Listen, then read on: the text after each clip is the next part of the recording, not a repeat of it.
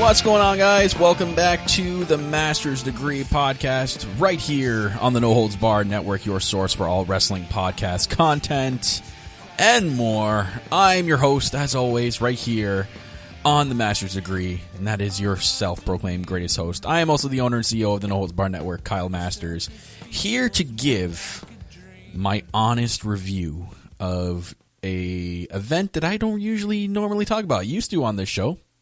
Not anymore. And that's a WWE PPV. And that is Money in the Bank. Yes, I did manage to find myself watching it tonight. And if you guys don't know, I kind of tuned out of WWE for a while. Obviously, with the AEW train that started and me running the AEW podcast on this network, I kind of had my focus turned to AEW. I had my opinions on the product and why I chose not to watch it anymore, but given the circumstances in quarantine and no live sports really remotely available on TV right now, I decided to give it a shot. I had a friend of mine who wanted to watch it as well and have a kind of like a watch party. Shout outs to you, Josh. You know who you are. A cheap shout out. Anyways, we got together in a watch party and just decided, we needed some sort of entertainment, and it was entertaining, which I'll get into in this kind of like short, honest review. But guys, welcome to the Master's Degree Podcast. It's a podcast on this network where I just kind of give my 2 cents and my opinions on things in the wrestling world. Obviously, today with the Money in the Bank honest review. Before we go anywhere, though, guys, because this is the No Holds Barred Network, got to give a quick shout out to our new sponsor right now, and that is PowerSlam TV. It is the world's best pro wrestling channel. If you guys don't know what PowerSlam TV is, PowerSlam lets you stream the entire world of pro wrestling all in one single channel for one low price, bringing over 7,000 hours of content in over 155 of your favorite wrestling brands from countries all over the globe right onto your laptop or iOS, Android, or Roku devices. You can find all kinds of wrestling from British strong style to women's wrestling to lucha libre, technical, comedic, high-flying, hardcore, and many others. In addition to most recent events, PowerSlam also gives shoot interviews, backstage footage, roundtables, and lifestyle videos from legendary names in the pro wrestling industry. So you get fresh content uploads regularly. There's zero ads and all the best brands you love. I've seen brands on there like Progressive, if you're familiar with the indies, Evolve's on there. A lot of cool indie companies on there, guys. So it's a really cool app. So make sure you go check them out. Powerslam.tv. And I got something for you guys.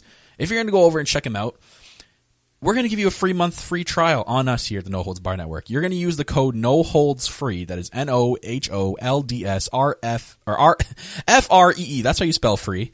No Holds Free. And then you're going to enjoy a free month on us. You're going to see all the cool things. And I guarantee you, after you try that free month, you are going to want to subscribe for a very low price on PowerSlam, guys. So go check it out, powerslam.tv. So yeah. Get that little plug out of the way here. And we'll talk about Money in the Bank tonight. And actually, Money in the Bank ended pretty early tonight. My time's Eastern, so it would have ended, is that 9:30 p.m.? Yeah, that's right, 9:30 p.m. And which was cool because I'm like, I'm going to, after the pay-per-view, I'm like, I'm going to do the review. You know what, I'll give a review. But what started right away on the network right after, I had to tune in. Because if you guys don't know, or for those who do know, my favorite wrestler of all time, The Undertaker, obviously. Number one. No one's ever going to surpass that, The Undertaker. One of the greatest wrestling characters of all time as well. He has a kind of documentary series coming out. If you're familiar with the Chicago Bulls one on Netflix, the Last Dance, they're kind of doing the same thing with The Undertaker in a way, but basically about his, his last ride, and that's what they're calling it, The Last Ride. Part one was right after the pay-per-view, and I really wanted to see it. So I watched it right after the pay-per-view was done. It was about an hour. Part one, they're doing a 5-part series. I can't wait for the next. And it was really, really cool and really well done. It gives you like a behind the scenes that you don't really get with The Undertaker. Undertaker is one of those wrestling characters that has kept kayfabe all this time, and you just don't know what he's up to behind the scenes and off camera and not on WWE. But you kind of get a sense of what he does and what he's gone through. And they started in they kind of like it takes place at WrestleMania 33, but they kind of bring you back a little bit before that. They talk about the streak, about all his matches at WrestleMania. It's really cool. So if you guys haven't checked it out, please go check out part one. of The Undertaker's Last Ride. Really, really cool documentary series. But yeah, enough of that. Let's talk about Money in the Bank here. And yeah, you know what? I have to be real honest. That's why I call it the honest review. I got to be honest with you guys.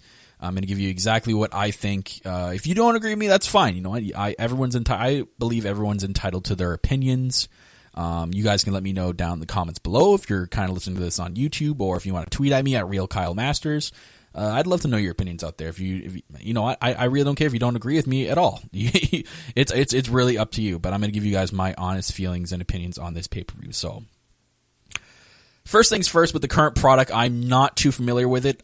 Basically, how familiar I am with the current product and the storylines is I see what comes up on my storyline, and that's how I'm incorporating it into watching the pay-per-view. So normally I would be following Raw and SmackDown every single week. I know what storylines which I can kind of foresee what some storylines are going to play out to maybe, but going into this pay-per-view, I really had minimal idea of some storylines. Like I knew about, let's see, off the top of my head, I know about very vaguely, I know about the Otis and Mandy Rose thing.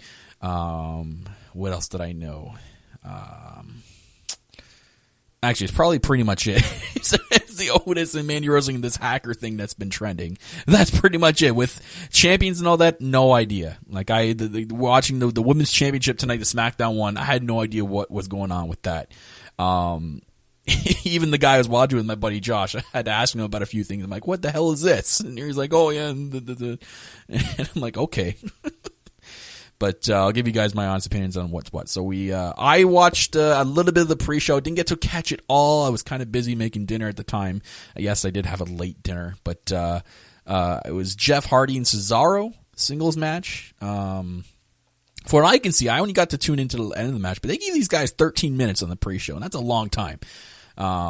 Usually they probably would have like 2 pre-show matches. But that's actually maybe for the big pay-per-views. But I guess for little pay-per-views, 1 pre-show match is enough. But they gave these guys a significant amount of time, 13 minutes. From what I seen at the end, it was a decent match. I think I caught maybe like 5 minutes of it. But it was not bad. The whole Jeff Hardy thing is confusing to me. From what I was getting through the commentators, they were saying like, this is his redemption story and all this. I'm like, this guy, he's had like so many redemptions. It doesn't really click in with me. It might click in with other fans out there, maybe some Jeff Hardy fans, but I don't know. I really wasn't buying what they were selling to me with this Jeff Hardy thing. He ended up getting the win over Cesaro in a pretty good contest for what I've seen. But yeah, that was that. It's pre-show. No one really gives a crap about the pre-show. Like most minimal things happen in the pre-show. So moved on. They actually opened the pay-per-view up with a pretty cool concept, a fatal 4-way tag team match for the SmackDown Tag Team Championships. Now, the one thing that confused me, which we kind of brought up, I was talking to with the guy I was watching this with, is, you're in the Money in the Bank ladder match, and they're doing most of these matches at the Performance Center. The main event, actually, it happened at the corporate, whatever, the Titan Towers. But all the rest of the matches happen at the Performance Center, where there's like a billion ladders set up all around the damn place. Like there was probably more ladders set up in that Performance Center than there would in the regular arena with this pay-per-view. I'm sitting there going like, why didn't they have this a ladder match? I feel like if you're going to have like a ladder themed pay-per-view, you kind of have to have the majority of the matches to be a ladder match, especially a match like this. To me, that was kind of like the lost thing out of this entire match. I kind of felt like maybe it should have been a ladder match. And I think it would have been a lot cooler, especially to open the damn show with. But you had the New Day, Big E and Kofi. Obviously, I know that Xavier, I think he's still hurt. Don't quote me if I'm wrong. Forgotten Sons, who I thought I remembered being in NXT. I guess it shows me not watching TV. I guess they already got called up. Morrison and Miz, still weird to me. And the Lucha House Party. I totally forgot about the Lucha House Party. I had to have my buddy like reintroduce me to the Lucha House Party, who I was confused because I'm like, oh, so this is Kalisto. He's like, no, this is Metalik and Dorado. I'm like, well, where the hell is Kalisto? They're playing his damn music. Anyways, I thought it was all right.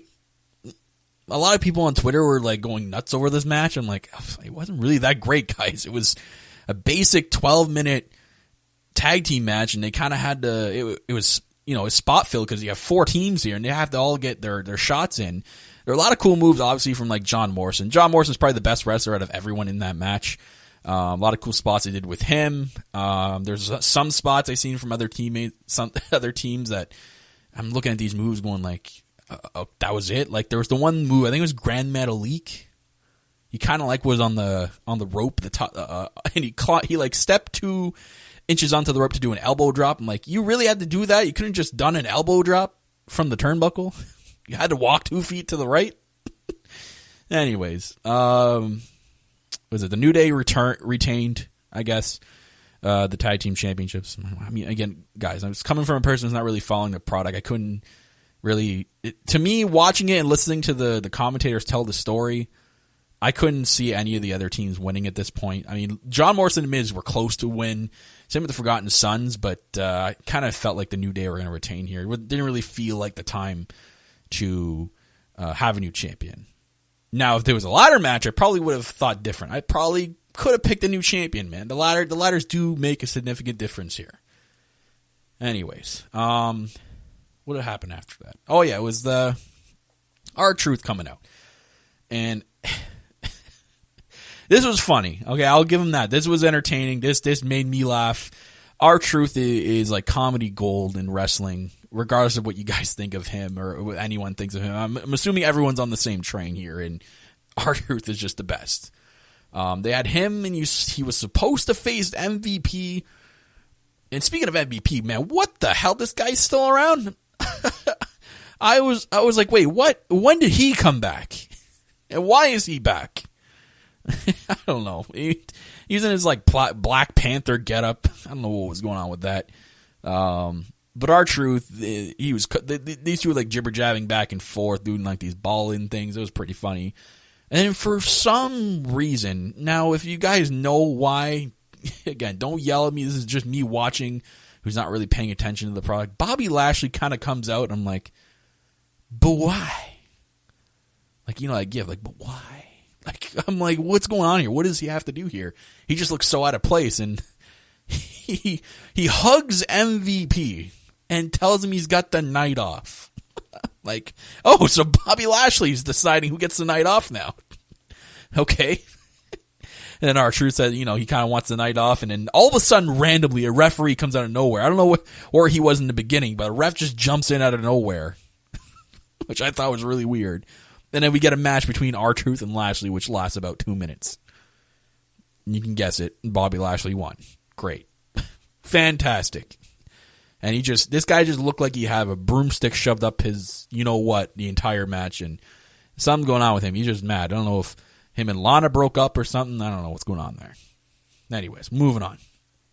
I kind of briefly touched about it. The SmackDown Women's Championship. I don't know. I didn't know what was going on with the storylines with this. I was ultra confused when Bayley came out to a heel theme. And I was going, what? Wait. I mean, I knew she looked evil with the damn haircut before she even came out, but and Sasha Banks in that all leather getup, I'm like, damn, like these girls look sick. Like they look like awesome badass characters. I can get with that. And then find out that she's facing Tamina of all people. I'm like, okay, so Tamina's still around. I'm like, Tamina. Out of everybody on the roster, you picked Tamina to face Bayley. I don't know. To me, I was like, okay, so this is what, the cool down match, I'm assuming, or something? Or I would have probably had it as a cool down match in between the main championships and the Money in the Bank ladder match. Anyways, weird match. Tamina it's just, you can tell, like, Tamina's, like, good for her to still be doing this at her age, but I don't know. The match ends up in a roll-up, and I'm just like, okay, great. Like, it was a match that could have been saved for an episode of Raw or SmackDown, in my opinion. SmackDown Women's Championship, so SmackDown. Nothing really screamed pay-per-view about it. That's just my honest opinion. But they are kind of teasing the whole Sasha Banks Bayley thing. Like, Sasha's going to turn. Like, like I thought for sure when she grabbed the championship that she was going to, kind of look at it and then give it to Bayley, but she kind of just placed it on her, and, we're yapping about Sasha busting her heel, giving a kick to Tamina. I don't know. It was just one of those things. I'm like, okay. I'm sure a lot of people felt the same way. So The next two matches, we had the two main championships. And I had a discussion with Josh, the guy I was watching it with. And I'm sitting there going like, okay. After my reaction after both matches, I'm like, I kind of don't... The main championships don't feel like main championships. Even if I felt the same way when I was watching the product regularly, and I still feel the same way when I'm not tuning in now. They don't feel like main championship matches. Like these didn't feel like anything. I liked the match between Strowman and Wyatt. I thought it was a pretty good match, and they told a nice story in there. I guess with the whole I know Strowman and Wyatt, their history. The whole black sheep thing. I thought that was pretty good. Good for them for, telling that kind of story in the match. It's just like the Universal Championship, I'm like, it doesn't feel like a main championship. You know what I mean? It doesn't feel like the big title. And the title I felt the biggest was the World Championship. But then again, like McIntyre and Rollins, I'm like, so these guys started this feud. These guys have basically started a month feud, and they're kind of going to end it right now. It just doesn't feel like they should have done this right away. I kind of feel like the main championship shouldn't be defended a month after WrestleMania. Kind of just, it just loses its value in a way, in my opinion. It just loses its spunk, if I could put a weird word on it. But Drew McIntyre retains, Strowman retains. There was no championship change in this entire pay-per-view. So that's why if you're going to put like main championships on a pay-per-view, give me a title change, man. Give me something. But you had like 4 title matches. Not one title changed. Just didn't feel right. I don't know. You guys let me know if you guys let me know. The one cool thing is that they gave Drew McIntyre and Rollins a good hefty 20-minute match, which both those guys are incredible workers. Rollins, one of the, great wrestler, one of the best in the world. McIntyre, his comeback story is a lot more believable than Jeff Hardy, I'm just saying. And I'm loving what Drew McIntyre's about, and he looks really good with the World Championship, so good for him. And yes, I am calling it the World Championship because they still have that plated on the championship. It says World Heavyweight Championship. I'm calling it the WWE World Heavyweight Championship. They block it out on the little, whenever they show a graphic, they take out the bottom part for whatever reason. I don't know why they do that. Anyways, so... This is interesting. So they had, and I'm looking at the time before this match even starts. The Money in the Bank ladder match at Titan Towers. They, climb the corporate ladder and all that mumbo jumbo and that stupid catchphrase that they've been saying, I guess, for like the last month, and I heard it about 100 times tonight. It's so bad I don't even remember it. That's bad because usually if it's that annoying, you kind of remember what they said. Anyways, you had the women and the men. This was a cool concept. Like, I appreciate them doing the concept of this. This is really different, and it's new. It's something you haven't seen before. So you had the 6 women? Yeah, it was 6. 6 women and 6 men, and they happened at the same time, that was the interesting part. They had both matches happen at the same time.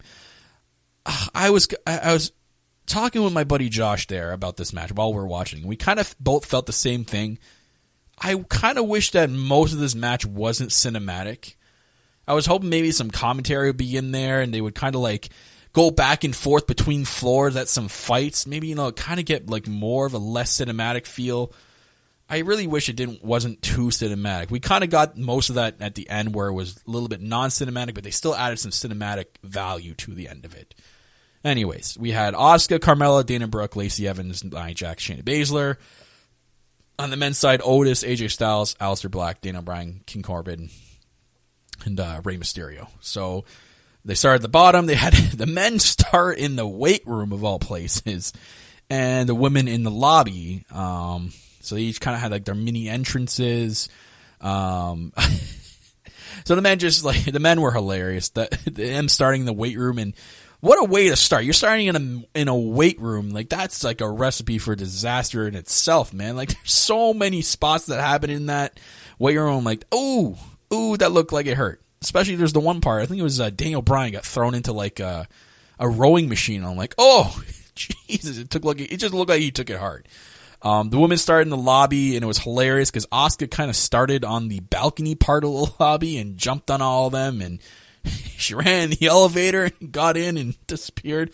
Like, this entire Money in the Bank ladder match was entertaining. I'll give them that it was entertaining. I had a few laughs with the legend run-ins and Vince's part, and there was a lot of funny bits to it. I, unfortunately, didn't like it. It was funny, but I didn't like it.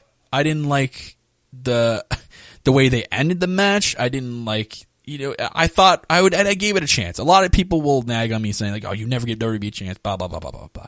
I gave this entire pay-per-view and the match itself a chance. I just didn't like it. I sat there after thinking about it. I did not like the Money in the Bank ladder match. But don't get me wrong, it was entertaining. It entertained me and made me laugh. I just didn't like it. I'm allowed not to like something. I much rather would have had a Money in the Bank ladder match. The one thing I didn't get, and it threw me right off, was the women part. So when we got to the top, we only had 3 of the 6 women, but all finished their part of the match. But the men, everyone ended up at the top. And I'm sitting there going like, so you're telling me out of the 6 women, Asuka makes sense. Okay, I agree with that. Nia Jax, sure. But then you have, what was it? Was it Carmella? I don't even remember. There was a third. Or Lacey. I was just sitting there going, where are the other 3 women? Like, what happened to them that they couldn't come up to the top? We didn't get that footage or anything. Like, if they were stuck in an elevator or what? I don't know if there was missing footage. I don't know what on with that. But for some reason, only 3 women ended up at the top and Asuka won. I'm like, okay, so I'm glad she won. I much would have rather had Shayna Baszler, but at least Asuka won and wasn't one of the other ones which I didn't want to win. So I just found it extremely weird that they're only the 3 out of the 6 women. It kind of is not fair to the women in a sense, unless something happened to the other 3 and we just didn't get that footage, because obviously this wasn't live, this was taped. I don't know what happened with that. But the men, all 6 made it up to the top. I was happy to see that. There's a hilarious spot where Corbin threw Rey Mysterio and is it like Aleister Black over the roof, quote unquote over the roof, and the sound effects. Oh man, some of the stuff that he does is so corny. I'm sorry. Sorry. I was like, okay.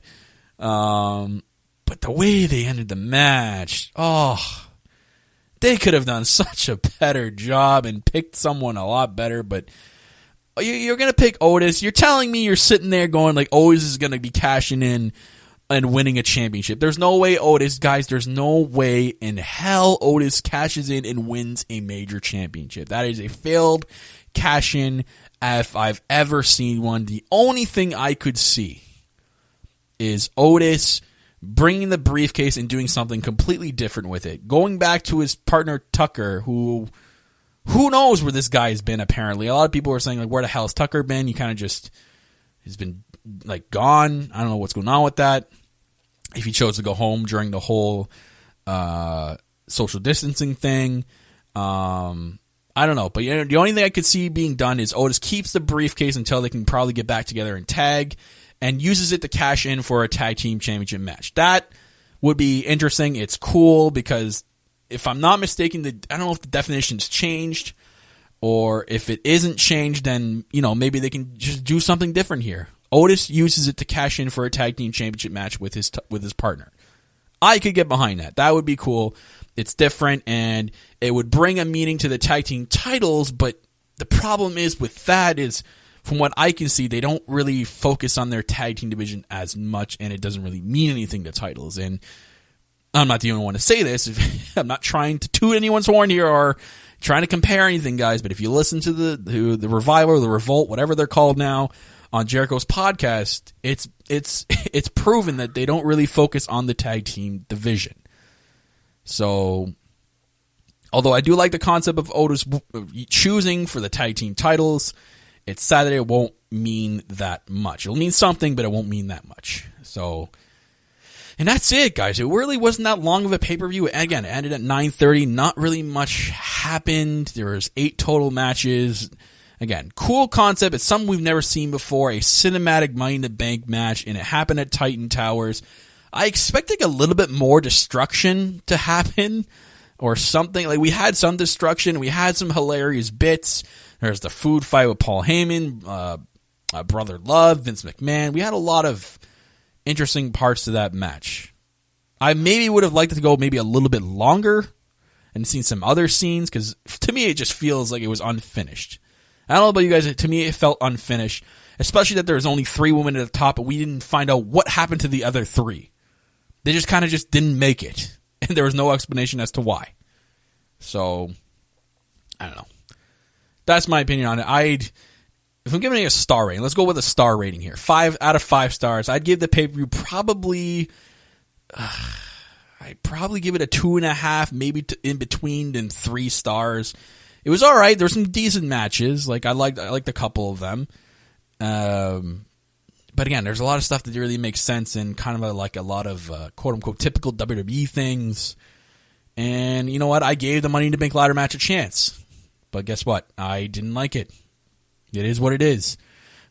There's that's meme that's going on. It is what it is. But yeah, you know what? It was entertaining. It was funny. I got a good laugh tonight. I felt entertained. You know, that's WWE's job. They entertain the audience, but in the end, I didn't really like the concept. You know, it's just my opinion. You guys let me know out there what you guys thought of it. If you guys loved it, that's great. That's great. If you guys loved it and it was your thing, that is awesome. I'm glad you had something to enjoy in such a rough time on this earth. I'm glad you got something that fulfilled you with this evening here. So, yeah. Anyways, that's probably gonna do it here. Yeah, I don't think I'm gonna talk too much. I didn't want this to be long. Kind of just giving you my initial thoughts, guys, and that's pretty much it. I don't know. Maybe I'll do it for the next pay-per-view. Maybe I'll make this a pay-per-view thing. I kind of give you guys my opinions on it, coming from someone who kind of just pays attention to his Twitter timeline in terms of story and stuff. I don't know. We'll see how it goes. Again, guys, let me know down below. Let me know on YouTube. Let me know on Twitter at @RealKyleMasters. But yeah, thanks again, guys, for listening. Thank you for listening to this. If you guys have any other thoughts on it, again, tweet at me. DM me. Actually, my DMs are open. DM me. But thank you for listening, guys. Thank you for downloading the episode. If you're an on-the-go listener, thank you very much for that. Thank you guys for subscribing to the No Holds Barred Network. If you haven't, go over to YouTube, hit the subscribe button, hit the like button. That also helps as well. And follow everywhere on social media, NHB Network. You can follow myself at Real Kyle Masters. And yeah, guys, check out the network. A lot of cool podcasts on there. We do indie reviews. We do Under the Ropes, which is a interview podcast. We got WrestleForum, where we interview people in the wrestling community. We have All Elite podcasts on there, and we have this one, the Master's Degree, which we're looking for a WWE podcast, so it's in the works. So that's going to do it, guys. It's going to wrap it up here for the Master's Degree podcast right here on the No Holds Barred Network, your source for all wrestling podcast content and more. I'm your host, as always, the CEO and CEO owner of the No Holds Barred Network, Kyle Masters. Thank you for tuning in, guys. Thank you for listening. Thank you very much. We'll see you guys next time.